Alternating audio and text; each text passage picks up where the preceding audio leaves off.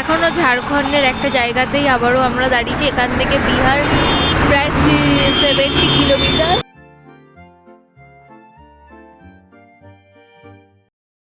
প্রয়াগ থেকে বর্ধমানের একটি বাস ব্যাক করছিল, আর আমাদের দেখে অনেক মানুষ এসে অনেক গল্প করছিলেন, আমাদের অ্যাপ্রিসিয়েট করলেন এত দূর থেকে বাইক নিয়ে আসার জন্য। ইনফ্যাক্ট এত জ্যামে বাইক নিয়ে আসাতেই সুবিধা হয়েছে সেটা তারা বলছিলেন, কারণ তাদের নাকি 2 দিন ডিলে হয়ে গেছে এই জ্যামের জন্য।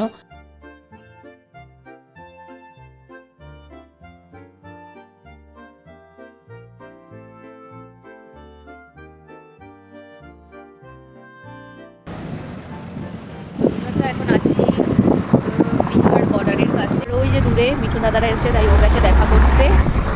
তো আমরা আছি এখন বিহার বর্ডারের কাছে। আরেকবার একটু রেস্ট নিলাম, কারণ এরপরে বিহারে আর হয়তো খুব একটা দাঁড়ানো পড়বে না, আর হয়তো দাঁড়ালেও একবারই দাঁড়ানো পড়বে। রাত হয়ে গেলে তো আর দাঁড়াবো না, সেরকমই প্ল্যান রয়েছে। তো চলো যাওয়া যাক।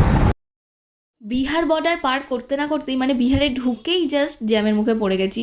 প্রচণ্ড জ্যাম শুরু বিহারে, আর এই জ্যাম শুধু বিহারেই রয়েছে, আর কোনো জায়গায় নেই। ঝাড়খণ্ডে তো কোনো জ্যামই ছিল না। আমরা তো তবুও বাইক বলে এই সাইডে তারপরে ফুটপাথ ধরে কোনোভাবে এগিয়ে যাচ্ছিলাম। তবে মিঠুন দাদাদের তো খুব অসুবিধা হচ্ছিল, যেহেতু 4 হুইলার, আর বারবার থেমে থেমে এগোতে হচ্ছে। এই জ্যামটা তাও মেনে নেওয়া যায়, কিন্তু এর পরের জ্যামটা ছিল আসল খেলা। এতক্ষণ জ্যামটাকে আমরা জ্যাম খেলা ভেবে নিয়েছিলাম, কিন্তু এখন সত্যিকারের জ্যামে পড়লাম। প্রচুর জ্যাম, এবার প্রচুর জ্যাম। ওই যে দূরে দেখা যাচ্ছে ওই সব মানে পার করে প্রচুর প্রচুর জ্যাম। যারা বাসে বা 4 হুইলারে এসছে তাদের ওই যে আমরা ভিডিওতে দেখছিলাম না, রাত কাটিয়ে দিচ্ছে রাস্তাতে, সেরকমই অবস্থা।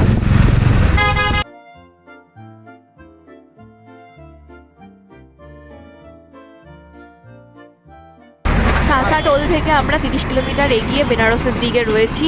তো বেনারসে আজকে হয়তো স্টে করবো, কারণ সামনে শুনতে পাচ্ছি প্রচণ্ড জ্যাম। তো আজকে বেনারসে থেকে কালকে ওখান থেকে কুম্ভতে যাব।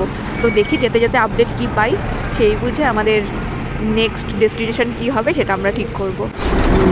এই জ্যামে কখন থেকে এতক্ষণ জ্যামগুলো তাও নেওয়া যাচ্ছিল, ঠিকঠাক ছিল, অসুবিধা হচ্ছিল না। তবে এবারের জ্যামটা খুব বিরক্তি লাগছে, অনেকটা রাত হয়ে গেছে, বড্ড টায়ার্ড আমরা, অনেকটা অনেকটা জ্যাম, আর ভালো লাগছে না। বিশাল ব্যাপার, বিশাল ব্যাপার।